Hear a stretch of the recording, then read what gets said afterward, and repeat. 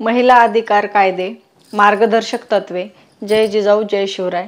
महिला अधिकार, महिला कायदे, मार्गदर्शक तत्वे यांची माहिती बघण्यासाठी आमच्या माय लीगल ॲडवाइस यूट्यूब चॅनलवर आपल्या सर्वांचे मनपूर्वक हार्दिक स्वागत. माय लीगल ॲडवाइस अंतर्गत आजच्या व्हिडिओमध्ये आपण बघणार आहोत महिला अधिकार कायदे आणि मार्गदर्शक तत्वे. प्रत्येक महिलेला माहिती असायलाच हवेत. रोजचे आयुष्य जगताना महिलेला असंख्य संकटांना सामोरं जावं लागतं. बरीच कामे करावी लागतात, बऱ्याच जबाबदाऱ्या पार पाडाव्या लागतात, बरेच कार्य करावी लागतात. चला तर मग सुरू करूया आजच्या व्हिडिओला आणि पाहूयात नक्की काय आहेत महिला अधिकार कायदे आणि मार्गदर्शक तत्वे. रोजचं आयुष्य जगत असताना महिलेला असंख्य संकटांना सामोरं जावं लागतं. त्याला तोंड देण्यासाठी तिला काही कायदे, अधिकार तसेच मार्गदर्शक तत्वे माहिती असणं फार गरजेचं आहे. तेच अधिकार कोणते आहेत ते मी आज तुम्हाला सांगणार आहे. तर पहिला कायदा आहे महिला संरक्षण कायदा.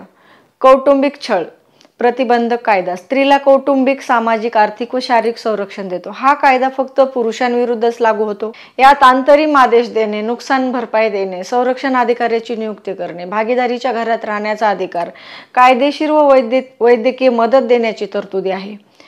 दुसरा कायदा आहे अश्लीलता विरोधी कायदा. भारतीय दंड संहितेच्या कलम 292 ते 294 मध्ये महिलांशी अश्लील वर्तन करणाऱ्यांना शिक्षा देण्याची तरतूद आहे. त्याचप्रमाणे जाहिराती, पुस्तकं, चित्र आदी माध्यमातून महिलांची विटंबना करणाऱ्या, चित्र किंवा लेखनातून अश्लीलता सादर करणाऱ्या विरोधी कायदा 1987 नुसार वॉरंटशिवाय अटक करण्याचा अधिकारही आहे. त्यानंतर आहे हुंडा प्रतिबंधक कायदा 3 नंबरचा. 1961च्या या कायद्यान्वये हुंडा मागणे आणि हुंडा देणे घेणे गुन्हा आहे. हा कायदा अधिक प्रभावी होण्यासाठी भारतीय दंड संहितेमध्ये 304 ख आणि 498 क ही नवीन कलमे अंतर्भूत आहेत. चौथा कायदा आहे बालविवाह प्रतिबंधक कायदा. बालविवाहाची प्रथा बंद करण्यासाठी बालविवाह प्रतिबंधक अधिनियम, शारदा ॲक्ट 1987 मध्ये सुधारणा झाल्या आहेत. लग्नाच्या वेळी मुलीचे वय किमान 18 आणि मुलाचे वय 21 वर्षांहून कमी असल्यास शिक्षेची तरतूद आहे. हा कायदा सर्व जाती धर्माच्या लोकांना सारखाच लागू आहे. 5 नंबरचा कायदा आहे छेडछाड करणे गुन्हा आहे.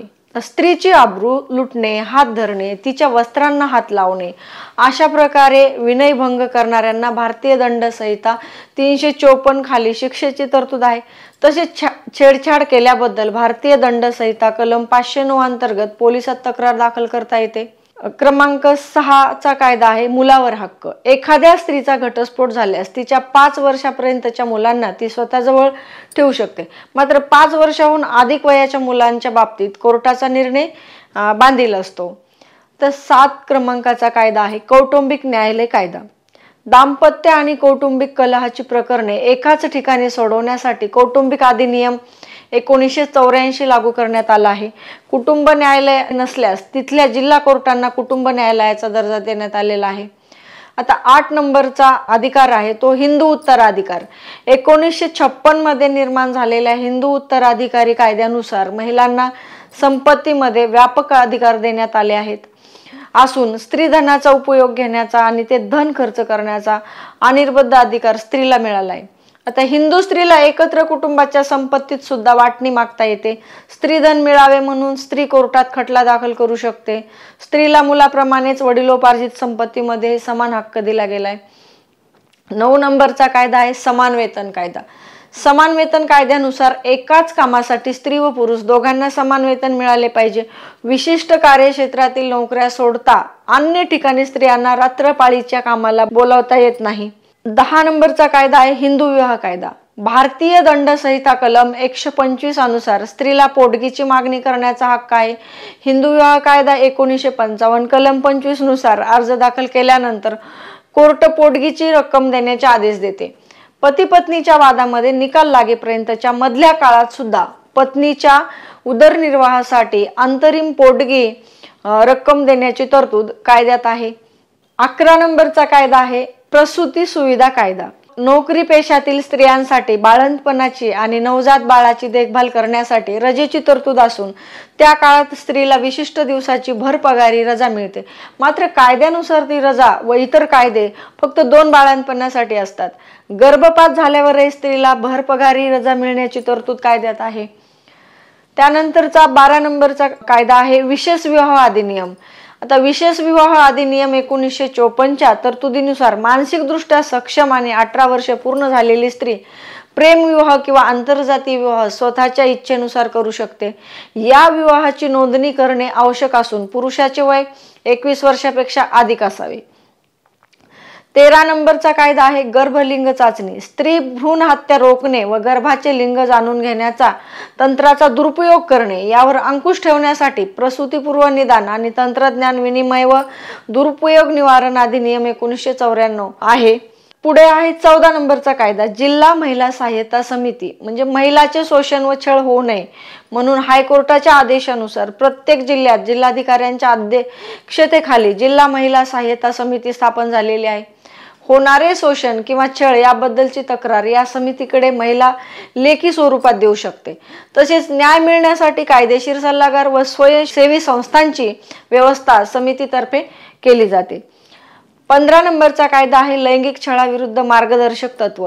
नोकरीच्या ठिकाणी महिलांचा होणारा लैंगिक छळ थांबण्यासाठी सुप्रीम कोर्टाने मार्गदर्शक तत्वे लागू केली आहेत। खासगी, सार्वजनिक तसेच अन्य संस्थांमध्ये सुद्धा ती लागू आहेत। लैंगिक चाळे आणि तक्रारी थांबवण्याची जबाबदारी संबंधित संस्थांवर तसेच कर्मचाऱ्यावर आहे। तसेच तक्रारीच्या झटपट निवारणासाठी प्रत्येक विभागात महिला अध्यक्षासह अर्ध्यापेक्षा अधिक महिला असणारी समिती स्थापन करण्याची व्यवस्था करण्यात आली आहे। 16 नंबरचा कायदा आहे महिलांच्या अटकेसंबंधी। महिलांना फक्त महिला पोलीस सूर्योदयानंतर आणि सूर्यास्तापूर्वी अटक करू शकतात। कुटुंबाच्या सदस्याच्या उपस्थितीत व योग्य कारण असेल तरच स्त्रीला पोलीस ठाण्यात चौकशीसाठी बोलवता येते। स्त्रीला अटक केल्यास तिला फक्त महिला कक्षामध्येच ठेवता येते। तर शेवटचा 17 नंबरचा कायदा आहे महिला आयोग। महिलांना संवैधानिक व न्यायिक सुरक्षा आणि अधिकार देण्यासाठी 31 जानेवारी 1992 रोजी महिला आयोगाची स्थापना झाली। प्रत्येक राज्यातही महिला आयोग स्थापन झाला आहे। महिला कोणतीही तक्रार थेट महिला आयोगाकडे करू शकतात। आयोगाला सिव्हिल कोर्टाप्रमाणे चौकशी आणि तपासाचे अधिकार आहेत। हा आयोग वेळोवेळी सरकारला महिला कल्याणाच्या योजना सादर करतो। ठीक आहे, तर हे झाले महिला कायदे, अधिकार, मार्गदर्शक तत्वे। चला तर मग आपण या व्हिडिओमध्ये एवढीच माहिती बघणार होतो। आपल्याला हा व्हिडिओ आवडला असेल तर नक्की लाईक करा व हा व्हिडिओ कसा वाटला हे कमेंट करून नक्की सांगा। चॅनलला सबस्क्राईब करा, मित्रपरिवाराला हा व्हिडिओ नक्की शेअर करा। धन्यवाद। जय जिजाऊ, जय शिवराय।